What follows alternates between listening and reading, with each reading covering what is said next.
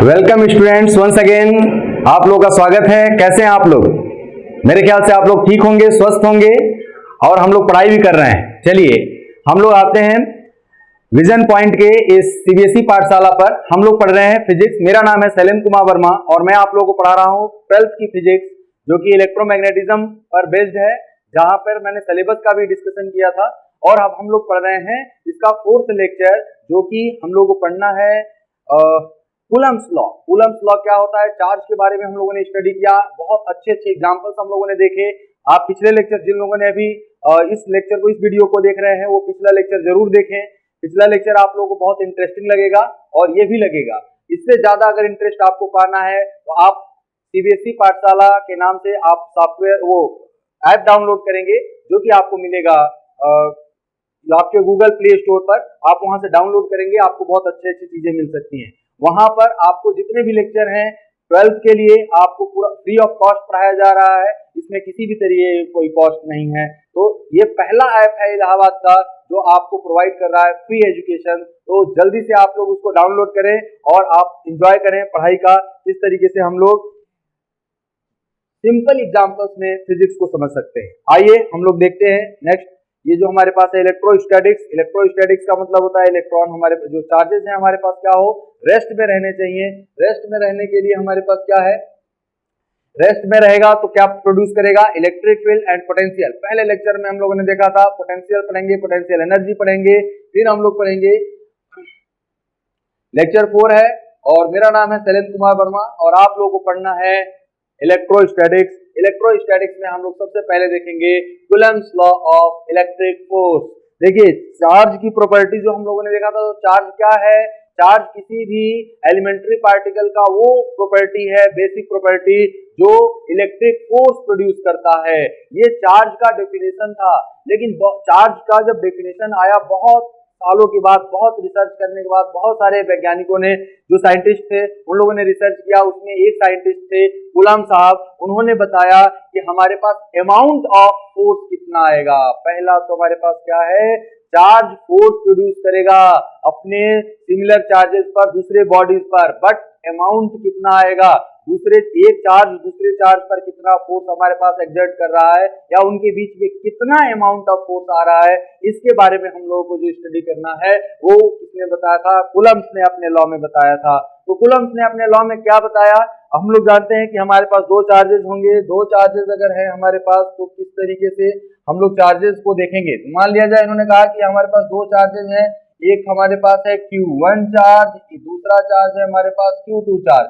हम लोग ये पॉइंट चार्ज के बारे में बात करते हैं। क्या उस चार्ज के बारे में बात करते हैं, पॉइंट चार्ज। क्या होता है पॉइंट चार्ज, जिसका डायमेंशन हमारे पास बहुत ही लेस हो उनके डिस्टेंसेस के कंपैरिजन में। एक्चुअल में पॉइंट मींस हमारे पास उसका कोई भी डायमेंशन नहीं होना चाहिए, ना लेंथ होना चाहिए, ना विड्थ होना चाहिए, ना डेप्थ होना चाहिए, जो कि ऐसा पॉसिबल है नहीं। क्योंकि जो भी चार्ज होगा उसका मास होगा, और मास होगा तो उसमें वॉल्यूम होगा, और वॉल्यूम में तो हमारे पास डायमेंशन इन्वॉल्व होंगे तीनों। तो हम लोग कैसे कहेंगे कि पॉइंट चार्ज है। पॉइंट चार्ज के लिए इनके बीच में अगर दो चार्जेस रखे हैं, या फिर चार्ज को अगर ट्रेवल करके जाना है कहीं पर भी, तो वो जितना पाथ ट्रेवल करता है उसके कंपैरिजन में उसका अगर साइज नेग्लिजिबल है, तो हम कहेंगे कि वो क्या है, पॉइंट चार्ज है। 1000 के रिस्पेक्ट में 1 रुपीज हमारे पास क्या है, नेग्लिजिबल है, उसका वैल्यू उतना नहीं है। तो इसलिए हम लोग ये कहेंगे कि ये हमारे पास पॉइंट चार्जेस है, 2 पॉइंट चार्जेस। और 2 पॉइंट चार्जेस के बीच का जो सेंटर का जो डिस्टेंस है, इनफैक्ट हम लोग सेंटर की बात तब कह रहे हैं जब ये थोड़े बड़े हो गए हैं, बट एक्चुअल में ये किसके लिए था, पॉइंट चार्जेस के लिए। Coulomb's law is strictly applicable only for the point charges.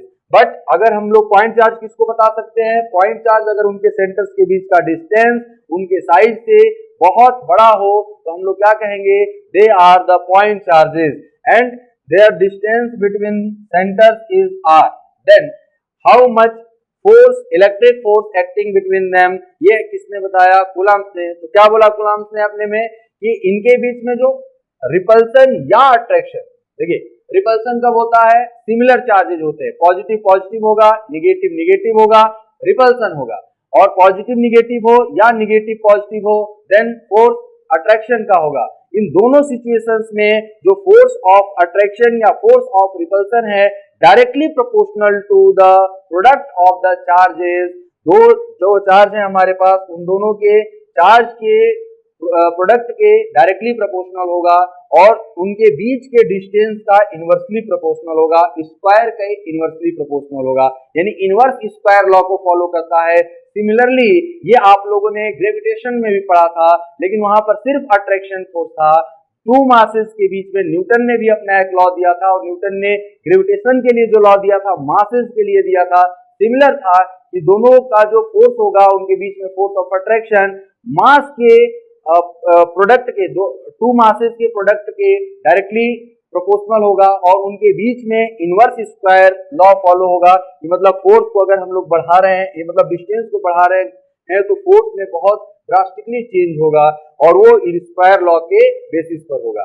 तो कूलम्ब्स ने भी अपने लॉ में क्या बताया, what he informed about the Coulomb's force, इसको हम लोग कूलम्ब्स फोर्स भी कहते हैं। Electrostatic force, electrostatic force is directly proportional to the product of the charges. तो प्रोडक्ट ऑफ द चार्जेस अगर होगा तो हम लोग क्या लिख सकते हैं भाई, F is directly proportional to Q1 Q2 and ये इलेक्ट्रोस्टैटिक फोर्स है and F is inversely proportional to R square. Inverse का मतलब क्या होता है, अगर ये ज्यादा होगा तो ये कम हो जाएगा। इनवर्स का मतलब होता है एनिमी, मतलब हमारे दुख में वो खुश हो, ये इसका मतलब क्या है, अपोजिट है, उल्टा है। और अगर हम खुश हो गए तो वो दुखी हो जाए, मीन्स अगर ये इंक्रीज हो रहा है तो ये हमारे पास क्या हो जाएगा, डिक्रीज, और अगर ये डिक्रीज हो रहा है तो ये क्या हो जाएगा, इंक्रीज। यहाँ पर डायरेक्टली प्रोपोर्शनल का मीन्स क्या होता है, फ्रेंड होते हैं, means actual friend, true friend. True friends का मतलब अगर ये इंक्रीज हो रहे हैं, Q1 का वैल्यू इंक्रीज हो या Q2 का वैल्यू इंक्रीज हो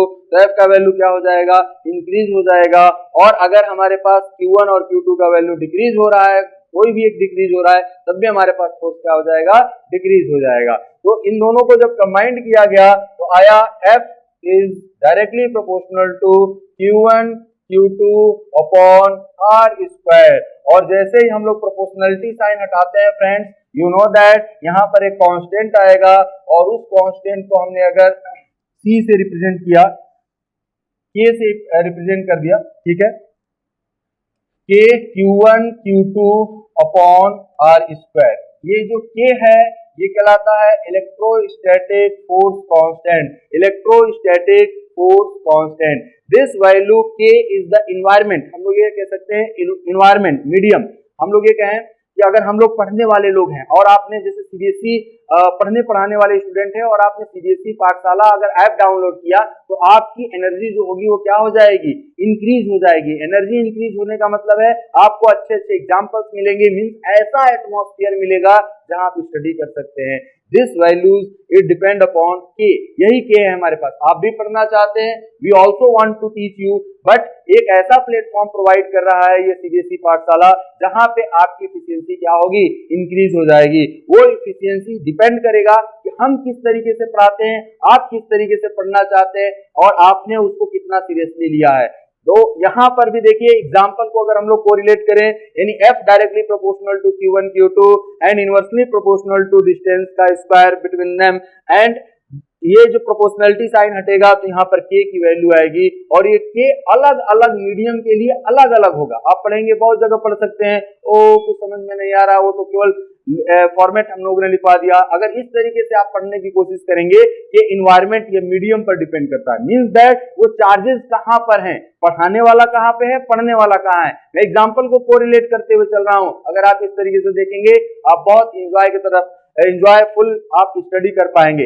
हमने कहा कि ये दोनों जो चार्जेस हैं वो कहां रखे गए हैं, इन विच मीडियम, ये हमारे पास बताएगा K, और K का वैल्यू अगर जितना ज्यादा होगा फोर्स हमारे पास क्या होगा, उतना ज्यादा होगा। मींस दैट कि आप उतना अच्छा स्टडी कर पाओगे जितना हम लोग अच्छे से यहाँ पर एग्जांपल्स कर पा रहे हैं। और आप दूसरे जगह जाओगे तो K का वैल्यू क्या होगा, दूसरा होगा। मींस दैट फोर्स हमारे पास कम लगेगा। अब हम लोग कहें कि ये जो फोर्स है हमारे पास, इस K को क्या कहते हैं, इलेक्ट्रोस्टैटिक फोर्स कांस्टेंट। क्या कहेंगे इसको, इलेक्ट्रोस्टैटिक फोर्स कांस्टेंट। तो ये हमारे पास क्या कहलाएगा, electrostatic force constant. K is known as electrostatic force constant. ठीक है, चलिए अब हम लोग कहें कि ये इलेक्ट्रोस्टैटिक फोर्स कांस्टेंट K है, इसका वैल्यू किस पर होगा? The value of K depends on the nature and medium between the two charges and the system of unit chosen to measure F, Q and R। जहां पर force को major करने के लिए हमने कौन सा यूनिट लिया है, हमने चार्ज को कौन से यूनिट में रखा है, हमने डिस्टेंस को कौन से उनके बीच का जो है उस पे रखा है, वो K की वैल्यू पर हमारे पास डिपेंड करेगा। मतलब फुल्ली इन्वायरमेंट डिपेंडेंसी कहते हैं ना, जब आपको स्टडी करना हो तो आप ऐसे लोगों के साथ रहिए जो आपको पढ़ाने में हेल्प करेंगे। खेलने और केवल इधर उधर की बात करने वाले अगर जो लोग होंगे उनके साथ रहेंगे तो आपकी एफिशिएंसी क्या हो जाएगी? डाउन हो जाएगी। जिसको हम लोग आम जो लैंग्वेज में हमारे मम्मी पापा भी कहते हैं, हमारे पेरेंट्स हमें गार्जियंस बताते हैं, कोई भी एक अच्छे टीचर से अगर आप रहेंगे, उनके साथ में रहेंगे तो आपको अच्छी अच्छी बातें बताएंगे, और अच्छी अच्छी बातें बताएंगे तो हमारी एफिशिएंसी क्या होती है? बढ़ती है। और कोई हमेशा दुखी वाली बात करता है, कोई एकदम हमेशा डिस्ट्रैक्शन वाली बात करता है, आप उसी में इन्वॉल्व हो जाओगे, आप अपना कंसंट्रेशन नहीं कर पाओगे। मींस दैट जो हमारे पास फोर्स था F = K Q1 Q2 upon R square. Q1 अगर ज्यादा होगा तो फोर्स ज्यादा होगा, Q2 अगर ज्यादा होगा तब भी फोर्स ज्यादा होगा, R अगर कम होगा तब भी फोर्स ज्यादा होगा। उसके अलावा भी हमारे पास वो किस इन्वायरमेंट में रखा है? इन्वायरमेंट का मतलब वैक्यूम में रखा है, एयर में रखा है, वाटर में रखा है, मेटल्स रखे हैं उनके बीच में, इंसुलेटर्स रखे हैं, कौन कौन सा मटेरियल उसके बीच में रखा जा सकता है, ग्लासेस रख दिए गए हैं, ग्रेफाइट रख दिए एंड सो ऑन। तो ऐसे अगर हमारे पास मीडियम इनसाइड में है, उनके दोनों चार्जेस के बीच में ये दो चार्जेस हैं, उस पर हमारे पास वैल्यू किसका डिपेंड करेगा? K का वैल्यू डिपेंड करेगा। और K का वैल्यू जितना ज्यादा होगा इनके बीच में, ये जो मीडियम है, ये K का वैल्यू हमारे पास जितना ज्यादा होगा उतना ही वैल्यू हमारे पास फोर्स का और क्या हो जाएगा? इंक्रीज हो जाएगा। यानी F depends upon Q1 Q2 and R but also in the medium surrounded by the charges and this can be equate that value। अब अगर हम लोग कहें कि इस K का जो वैल्यू होता है वो वैल्यू कितना होता है भाई? K का वैल्यू अगर हम लोग देखें तो K = हमारे पास आता है इसका value 1/4 pi epsilon not in = 9 × 10⁹। अब देखिए यूनिट क्या होगा K का यूनिट क्या होगा? ये फोर्स जो हम लोग लिखते हैं वो किस में लिखते हैं? फोर्स किस में लिखते हैं फ्रेंड्स? हम लोग फोर्स लिखते हैं न्यूटन में।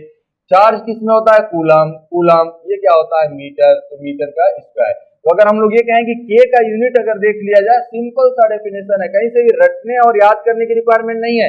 K इसका यूनिट जो हो जाएगा न्यूटन मीटर स्क्वायर पर कूलम स्क्वायर। मींस दैट ये जो वैल्यू आई है हमारे पास एक्सपेरिमेंटली फाउंड किया गया, कब के लिए? एयर के लिए। K एयर और वैक्यूम। इनफैक्ट एयर में थोड़ा सा कम होता है इसका वैल्यू, लेकिन वैक्यूम और एयर को हम लोग क्या मान करके चलते हैं? सिमिलर मान करके चलते हैं। तो वैक्यूम अगर हमारे पास वैक्यूम में है तो ये कितना हो जाएगा हमारे पास? 9 × 10⁹ newton metre square upon coulomb square. यहाँ पर भी यूनिट लिख देते हैं, newton metre square upon coulomb square. This value of K is for air और वैक्यूम अगर है तब हमारे पास वैल्यू। अब अगर हम लोग कहीं दूसरा मटेरियल अगर यूज कर देते हैं, दूसरा अगर हम लोग जैसे वाटर अगर आ गया, तो वाटर में जो रिलेटिव हम लोग परमिटिविटी की बात करेंगे। अब यहाँ पर एक टर्म यूज हुआ है एप्सिलॉन नॉट, इसको बोलते हैं permittivity of the medium. Permittivity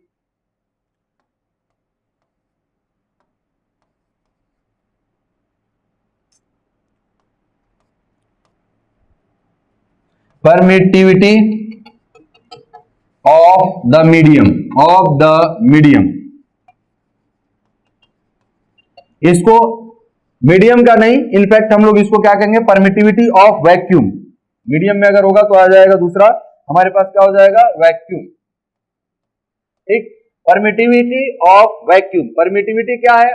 permittivity की वैल्यू हम लोग निकाल सकते हैं। कैसे निकालेंगे? एप्सिलॉन नॉट हम लोग क्या कर दें? 4 पाई अपॉन में, इसको हम लोग उधर ऊपर ले जाए, सॉरी 1/4 पाई 9 × 10⁹। तो इसकी वैल्यू जब हम लोग यहां से कैलकुलेट करते हैं तो 8.85 × 10⁻⁻12। अब हमारे पास इसका यूनिट होगा, ये इनवर्स में है तो क्या हो जाएगा? Coulomb square newton inverse metre -2। यानी हमारे पास 1/4 एप्सिलॉन नॉट का जो वैल्यू होगा, इसको अगर हम लोग इधर ले जाएंगे तो ये यूनिट्स हमारे पास क्या हो जाएंगे, चेंज, कूलम स्क्वायर पर न्यूटन पर मीटर स्क्वायर आ जाएगा, यानी न्यूटन इनवर्स मीटर -2। ठीक, तो इस तरीके से हम लोग परमिटिविटी का वैल्यू फाइंड आउट कर सकते हैं फॉर एयर या फॉर वैक्यूम। ये हमारे पास वैक्यूम के लिए या किसके लिए होता है, एयर के लिए होता है।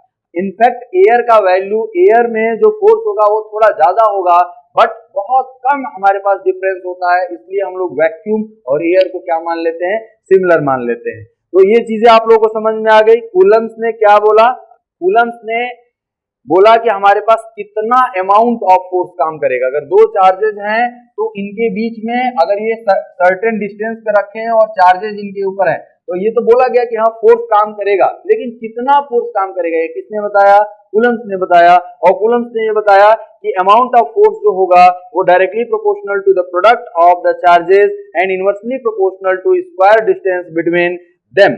नाउ अब अगर हम लोग ये कहें कि इसको और थोड़ा सा आगे हम लोग देखें कि क्या हम लोग फोर्स हम लोग जानते हैं ना, फोर्स कैसा क्वांटिटी होता है, वेक्टर क्वांटिटी होता है।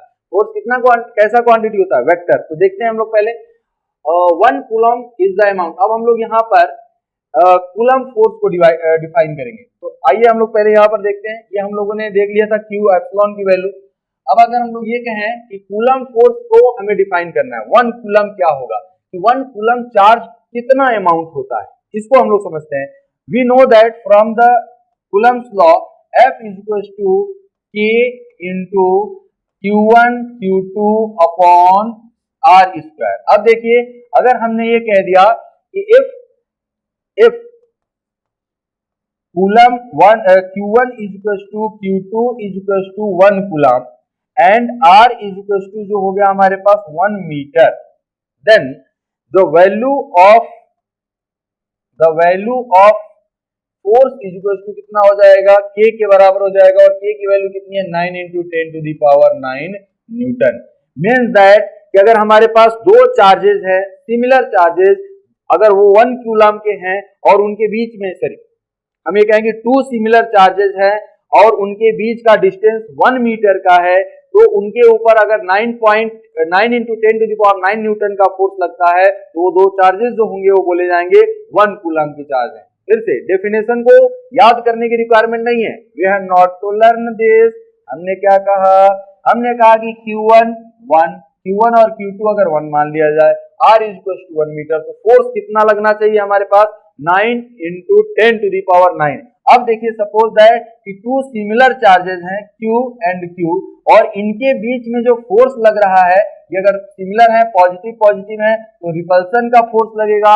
एंड रिपल्सन का फोर्स अगर इनके बीच में 9 into 10 to the power 9 Newton है, 9 into 10 to the power 9 Newton है, तो हमारे पास क्या होगा,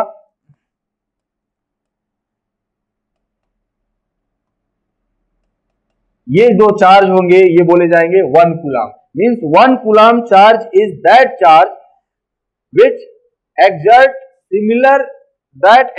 similar force on the charge which apart from 1 meter and the force is equals to 9 into 10 to the power 9 Newton, then this is definition of 1 coulomb। यानी 1 coulomb is that amount of charge, वो amount of charge है that repels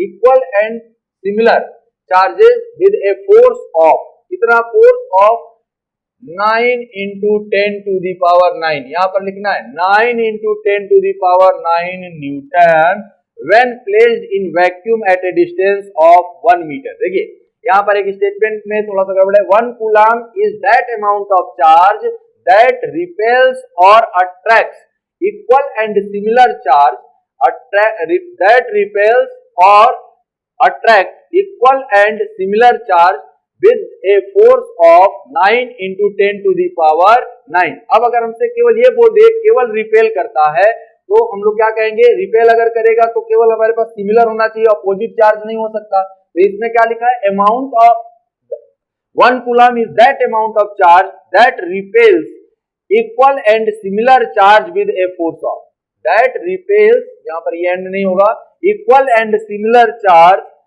with a force of 9 into 10 to the power 9 Newton and when placed in vacuum at a distance of 1 metre, जब ये 1 metre के distance पर रखा जाएगा तो कितना फोर्स ऑफ रिपल्सन एक्सर्ट करेगा, 9 × 10⁹, इसको हम लोग क्या कहेंगे, 1 कूलम का हम लोग डेफिनेशन कहेंगे। ठीक, आइए हम लोग देखते हैं नेक्स्ट पार्ट इसका।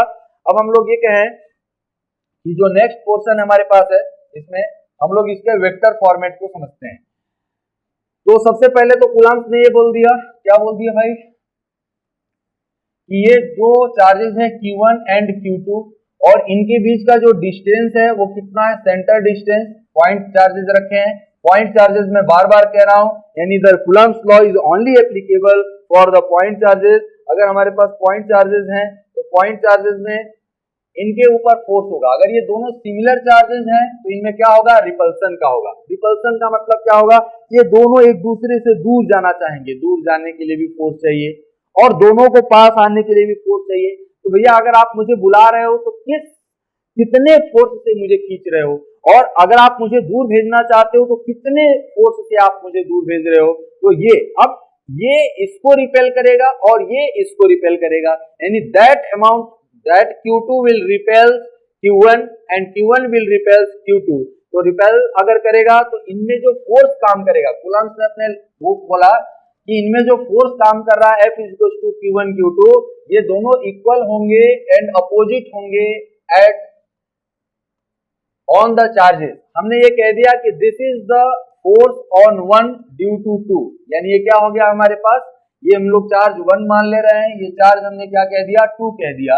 यानी इसको हम लोग कैसे डिनोट करेंगे, F12, यानी F12 का मतलब क्या है, फोर्स ऑन 1 ड्यू टू 2। यहां पर क्या लिखेंगे सिमिलरली आप लोग बताइए, F21, ये क्या हो जाएगा, F21।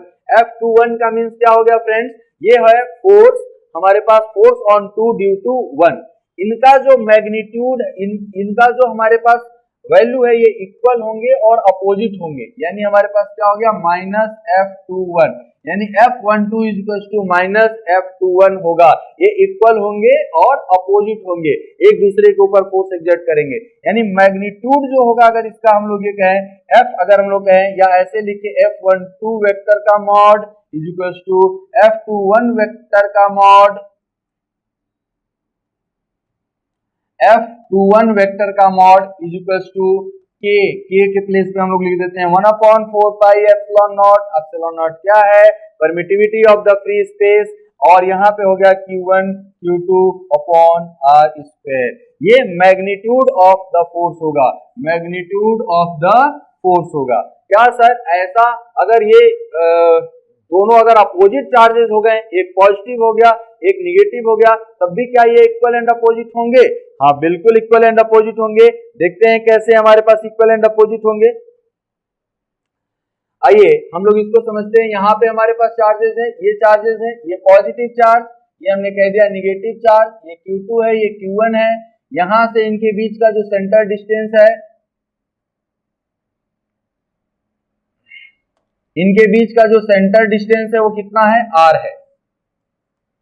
ठीक, अब हम लोग कहें कि ये और ये दोनों एक दूसरे को क्या करेंगे, अट्रैक्ट करेंगे। अब एक दूसरे को अगर अट्रैक्ट करेंगे तो दैट अमाउंट ऑफ फोर्स यहाँ पे जो आएगा F12 force on 1 due to 2, और यहाँ पे जो आएगा F21 force on 2 due to 1।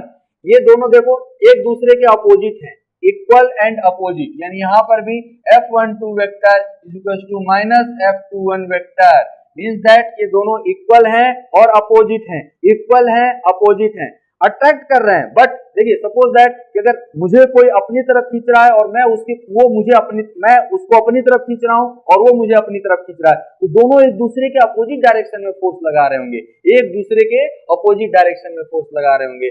और दोनों अगर एक दूसरे को खेलना चाहते हैं, मैं भी उसको कहता हूँ बाहर उधर जाओ और वो भी मुझे कह रहा है कि तुम इधर जाओ, तो हम लोग एक दूसरे पर क्या लगा रहे होंगे, अपोजिट फोर्स लगा रहे होंगे, और हम दोनों के ही इंटरेक्शन की बात है, इसलिए इक्वल एंड अपोजिट फोर्स होगा। तो यहाँ पर भी अब ये हमारे पास कहलाता है इक्वल, यानी ये हमारे पास लाइन ऑफ एक्शन में काम करेगा, और लाइन ऑफ एक्शन में काम करता है तो एक नोट करके आप लोग ये बात लिखेंगे, नोट इज दैट कि these forces, electrostatic force is central force, electrostatic force is central force, central force. Gravitational force भी कैसा फोर्स होता है? सेंट्रल फोर्स होता है। ग्रेविटेशनल फोर्स भी कैसा फोर्स होता है? सेंट्रल फोर्स होता है। यानी हमारे पास सिमिलरली अगर हम लोग ये कहें कि जो इलेक्ट्रोस्टैटिक फोर्स है वो हमारे पास क्या है? सेंट्रल। आप लोगों ने वर्क पावर एनर्जी पढ़ा होगा और वर्क पावर एनर्जी में आप लोगों ने conservative and non conservative forces पढ़ा होगा और उस कंजर्वेटिव फोर्सेस में आपने ये पढ़ा होगा all the central forces are conservative forces. That means कि जो फोर्स है हमारे पास इलेक्ट्रोस्टैटिक फोर्स वो क्या है? कंजर्वेटिव है। नाम आ ही गया है कंजर्वेटिव का तो डेफिनेशन भी बता देते हैं। The work done by the force which does not depend upon the path, only dependent upon the displacement between the final and initial position, that force is known as conservative force. Otherwise, it is non-conservative. Like friction, viscous, drag, all these are forces are हमारे पास क्या होते हैं?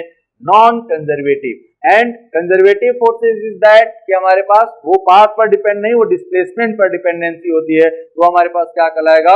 हमारे पास conservative forces. तो electrostatic force कैसा है? Central forces, that is, इसमें यहां पर लिखेंगे that is, it is conservative force. Conservative force. Is there any problem? मेरे ख्याल से ये बात आप लोगों को समझ में आ गई होगी, इसमें कहीं से भी कोई समस्या नहीं है। अब इसको रिप्रेजेंट कैसे करते हैं हम लोग वेक्टर के फॉर्मेट में, तो थोड़ा इसको मुझे मिटाना पड़ेगा। आइए हम लोग देखते हैं सिंबल्स हम लोग कैसे वेक्टर के फॉर्मेट में अगर लिखना होगा तो क्या लिखा जाएगा। और ये यूनिट वेक्टर क्या होता है आप लोगों ने 11th में पढ़ा है। यूनिट वेक्टर क्या होता है जल्दी से बताइए आप लोग अपने मन में सोच करके। Unit vector are those vector which represent to show the direction of that vector is known as unit vector. पुराना है 11th का है बट जरूरत पड़ेगा फिर से। यूनिट वेक्टर क्या है? Unit vector is that vector having magnitude 1 यानी unit and it is used to show the direction of that vector. यानी अगर हम लोग उसको किसी से प्रोडक्ट अगर कर दें तो हमारे पास केवल उसका मैग्नीट्यूड में कोई चेंज नहीं आएगा, ओनली डायरेक्शन चेंजेस। इसको हम लोग क्या कहते हैं? Unit vector. अब यूनिट वेक्टर अगर हमें दिखाना है, मान लिया जाए कि अगर हमारे पास ये पॉइंट चार्ज यहाँ पे है, थोड़ा छोटा बनाया है, ये भी पॉइंट चार्ज है और ये हमारे पास पोजीशन 1 है, ये पोजीशन 2 है। तो हम अगर डायरेक्शन शो करना चाहते हैं यहाँ से इधर का, if we want to show the direction from इधर टू इधर, तो इधर टू इधर हमें कहां से कहां चलना है? 1 से 2 तक चलना है। तो that direction will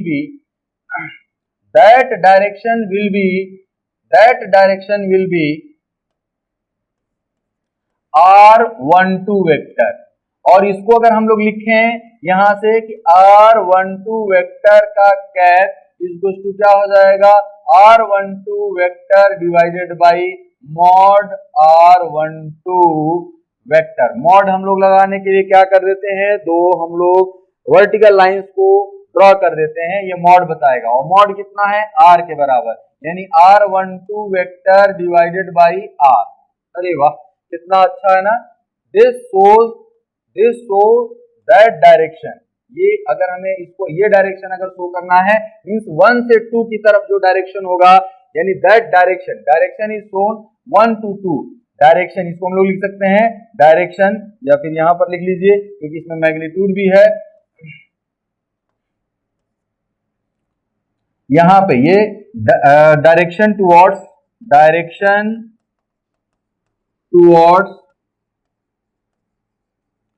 1 to 2, 1 to 2, ये प्लस हो गया, नहीं क्या है?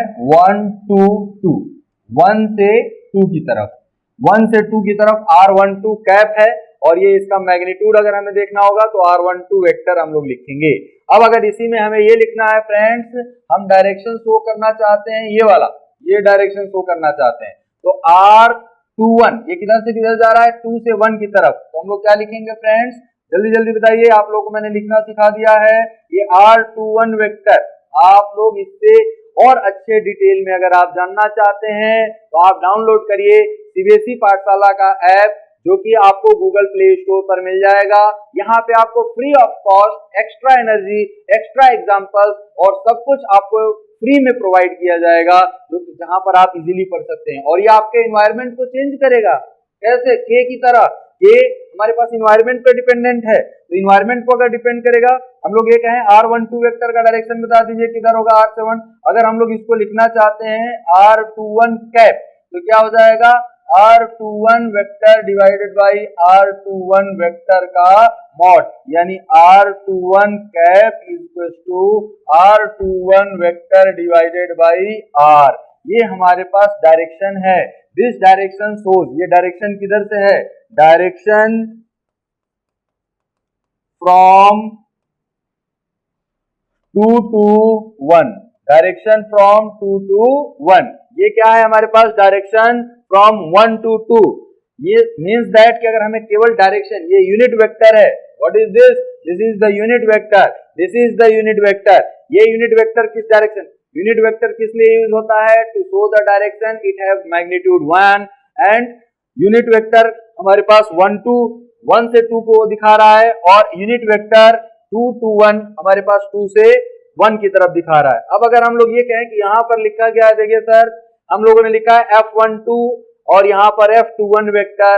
अब हमें ये देखना है कि ये किसकी डायरेक्शन में है। F21 किसकी डायरेक्शन में है?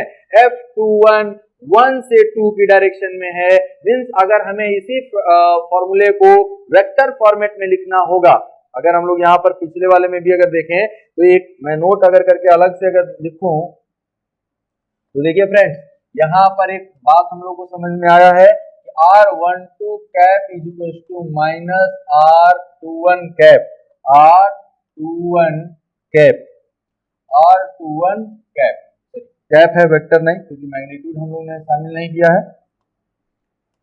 ठीक, तो ये बात आप लोग यहाँ पर नोट कर लेंगे। सिंपल सा हम लोग इस बात को समझ रहे हैं। देखिए, अगर केवल डायरेक्ट फॉर्मूला लिखा करके आगे अगर बढ़ना हो तो उसका कोई मीनिंग नहीं है। तो हम लोग इसको इतना डिटेल में समझें कि हमें ये कभी स्किप ना हो, हम लोग कभी इसको भूल ना पाए। ठीक है, अब हम लोगों को वेक्टर फॉर्मेट में अगर फोर्सेस को लिखना है तो हम लोग कैसे लिखेंगे?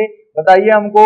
वेक्टर में हमें क्या करना होता है? मैग्नीट्यूड और डायरेक्शन भी हम लोग को क्या करना होता है? शो करना होता है। तो हमको ये बताइए, डायरेक्शन अगर शो करना है तो डायरेक्शन हमारे पास या तो R12 है या R21 है। तो F12 जो अगर वेक्टर के फॉर्मेट में लिखना होगा, F12 vector is equal to 1/4 pi epsilon naught Q1 Q2 upon R square. ये तो मैग्नीट्यूड हो गया सर, डायरेक्शन। तो बताइए F12 वेक्टर किस डायरेक्शन में? इस डायरेक्शन में। तो कहां से कहां तक चलना है? 2 से 1 की तरफ। देखिए, इसको पढ़ने का तरीका अलग है और R12 को पढ़ना अलग है। R12 का मतलब पोजीशन में डिफरेंस, और F12 का मतलब है फोर्स ऑन 1/2, फोर्स ऑन 1/2। तो F12 हमने मैग्नीट्यूड लिख लिया। डायरेक्शन जो होगा 2 से 1, यानी यहाँ पर R21 कैप लिखा जाएगा। ये मोस्ट इंपॉर्टेंट है, सॉरी, ये मोस्ट इंपॉर्टेंट है। देखिए, ये इसको आप लोग नोट करेंगे, ये मोस्ट इंपॉर्टेंट है। यहाँ पे 1 2 है, यहाँ पे 2 1 है। क्या सर कभी ऐसा नहीं हो सकता कि 1 2 के साथ 1 2 ही आए? हम लोग देखेंगे अगला, इसके पार्ट में देखेंगे, जब फोर्स ऑफ अट्रैक्शन होगा तब क्या होगा और फोर्स ऑफ रिपल्सन होगा तब क्या होगा। इसको रट करके अगर जाएंगे तो गलत होने के चांसेस बहुत ज्यादा है। समझना है हम लोग को। हम जानते हैं रिपल्सन होगा तो 1 को 2 रिपेल करेगा और 2 को 1 रिपेल करेगा, तो इसके फोर्स इधर लगेगा, इसमें फोर्स इधर लगेगा। जिस लाइन के अलॉन्ग ये रखे हैं सेंटर डिस्टेंस में, उसी के अलॉन्ग फोर्स काम करेगा, और इसीलिए इसको क्या कहते हैं? Central force. What we say about that, कि हम लोग इसको क्या कहते हैं? Central force. और सेंट्रल फोर्स कैसे होते हैं? कंजर्वेटिव। मतलब कितना, मैंने 11th को भी, आप 11th के पोर्शन को भी मैंने आपको 12th वाले पोर्शन में मैंने इंक्लूड किया है। तो सिमिलरली जल्दी से आप लोग हमको ये लिख करके दिखा दीजिए, हमें ये बता दीजिए कि F21 अगर लिखना होगा, F21 वेक्टर, देन क्या हो जाएगा? तो बोलेंगे sir 1/4 pi, sorry 1/4 pi epsilon not, 4 pi epsilon naught Q1 Q2 upon R square. ये तो मैग्नीट्यूड हो गया सर। 2 1 अगर हमारे पास इधर है तो 1 से 2, यानी 1 2 कैप। अब हम लोग ये लिखना चाहते हैं, देखिए F21 है तो यहाँ पर F12 आया है, इस बात को ध्यान रखना है। हम लोग कब बराबर होगा नहीं होगा उसको भी हम लोग देखेंगे। अब हम लोग अगर इसको वेक्टर के फॉर्मेट में लिख दें कैप को, तो हम लोग क्या लिख सकते हैं फ्रेंड्स, इसको हम लोग दूसरे कलर से लिखें। यहां पे हम लोग लिखेंगे F12 vector is equal to 1/4 pi epsilon naught Q1 Q2 upon R square into R21 vector divided by R। मैंने पीछे भी लिखा है, मिटाए नहीं है हम जानते थे कि पूछेंगे आप लोग, इसीलिए मिटाया नहीं है। देखिए 1 से 2 और 2 से 1, तो हम लोगों ने R21 कैप, क्या लिखा है, कैप माने टोपी, टोपी पहना दिए हैं, तो इसको वेक्टर के फॉर्मेट में अगर लिखना होगा R21 vector divided by R, यानी फॉर्मूला देखिए कितना चेंज हो गया इसमें, यहां पर R क्यूब हो जाएगा मल्टीप्लाई होकर के, और ये वेक्टर के फॉर्मेट में। सिमिलरली अगर हमें इसको लिखना होगा तो क्या लिखेंगे फ्रेंड्स, जल्दी बताइए, F21 vector is equal to 1/4 pi epsilon naught. आप लोग बहुत इंटेलिजेंट हैं, बहुत इजीली आप लोग आंसर दे पा रहे हैं। हम लोग लिखेंगे ये R स्क्वायर तो था ही, यहाँ पर लिखेंगे R12 vector divided by R, यानी अगर हम लोग को इसको फुल फॉर्मेट में लिखना हो, अब केवल वेक्टर के फॉर्मेट में लिखना हो तो कैसे लिखेंगे, इसके लिए मुझे ये थोड़ा मिटाना पड़ेगा। तो आप लोग देखिए, आप लोग अपनी अपनी कॉपी पर जल्दी से लिख करके बताइए। हम लोग लेक्चर को एंड करने के पोजीशन में हैं, अभी हम लोगों को बस कूलम्स लॉ का हमें देखना है। हम लोग इस पे बहुत सारे क्वेश्चन सॉल्व करेंगे, जो कि किसी भी आपको इंटरनेट के एक साथ नहीं मिलेगा कि थ्योरी भी इतना अच्छे से डिटेल में बताया जाए और आपको क्वेश्चन भी सॉल्व करके बताया जाए। तो इसको समझने के लिए और अच्छा डिटेल में जानने के लिए आप लोग डाउनलोड करिए सीबीएसई पाठशाला ऐप। सीबीएसई पाठशाला ऐप डाउनलोड करेंगे, डिटेल में सॉल्यूशन भी मिलेगा, डिटेल में आपको थ्योरी भी मिलेगी, डिटेल में एक्सप्लेनेशन भी मिलेगा, and extra, what is the extra, extra is the examples. इतने अच्छे को रिलेट करने के लिए एग्जांपल्स बताया जाएगा आपको, जहां पे आपकी स्टडी जो है बहुत ही सिंपल हो जाएगी। तो आइए हम लोग देखते हैं क्या देख रहे थे। अब हम लोग को लिखना है F12। देखिए फ्रेंड्स, ये हमारे पास 2 चार्जेस हैं, दोनों पॉजिटिव हैं, Q1 है Q2 है, और इन दोनों के बीच का सेंटर डिस्टेंस है, एक दूसरे को क्या करेंगे, ये रिपेल करेंगे। तो ये हो जाएगा F12 वेक्टर, और ये क्या हो जाएगा F21 वेक्टर। मींस दैट इनके बीच का डिस्टेंस R दिया हुआ है। तो हम लोग अगर लिखना चाहते हैं F12 वेक्टर, तो क्या हो जाएगा 1/4 पाई एप्सिलॉन नॉट, हमारे पास Q1 Q2 upon R cube. कहां से मिटाए नहीं हम, इसीलिए हमने जो मिटाना था वो यहां से। देखिए F12 को हम लोग, ये R और R क्या हो जाएगा, क्यूब। तो क्या सर ये क्यूब के इनवर्सली प्रोपोर्शनल है? अच्छा, इस पर भी डिस्कस करेंगे, पहले इसको समझ लेते हैं, लिख लेते हैं हम लोग, ये R cube into R12 cube, sorry R21 cube. देखिए ये मिस्टेक हो जाता है अगर आप लोग देखेंगे नहीं तो, इसको भी आप लोगों को समझना है। ये 21 वेक्टर, तो F जैसे हम लोगों ने लिखा, ये 21 F12 है तो F21 वेक्टर आएगा और ये क्यूब हो जाएगा। तो क्यूब, क्या ये क्यूब के ऊपर है? नहीं सर, इसमें भी तो एक R है ना, तो एक R इसमें भी इंक्लूडेड है, तो इसीलिए एक R से ये R कैंसिल आउट हो जाएगा। तो कूलम्स का लॉ चेंज नहीं हुआ वेक्टर के फॉर्मेट में, बस उसको लिखने का, एक्सप्रेस करने का तरीका चेंज हो गया। तो फटाफट आप लोग ये बताइए, F21 अगर वेक्टर लिखना होगा तो क्या लिख देंगे हम लोग, 4 पाई epsilon naught Q1 Q2 upon R cube R12 vector. देखिए वेक्टर लगेगा तो क्यूब होगा, और कैप लगेगा तो स्क्वायर होगा, क्योंकि कैप लगेगा तो केवल डायरेक्शन बताएगा, और अगर वेक्टर लगा है तो मैग्नीट्यूड एंड डायरेक्शन बोथ होगा।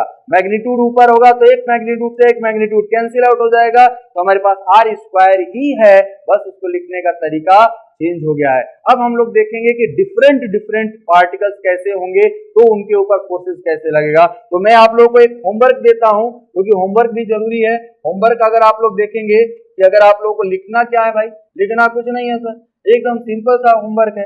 होमवर्क, देखिए होमवर्क करना जरूरी है, अगर होमवर्क करेंगे तभी मजा आएगा और तुरंत हो जाएगा। जो लड़के अगर भी पढ़ रहे होंगे, जो भी स्टूडेंट्स अगर देख रहे होंगे, इसमें हमारे पास Q प्लस Q1 है, यहाँ पे माइनस Q1 है, Q2 है, इनके बीच में फोर्स ऑफ अट्रैक्शन है, तो ये क्या होगा, F12 वेक्टर होगा और ये F21 वेक्टर होगा। तो ये 1 पार्टिकल है,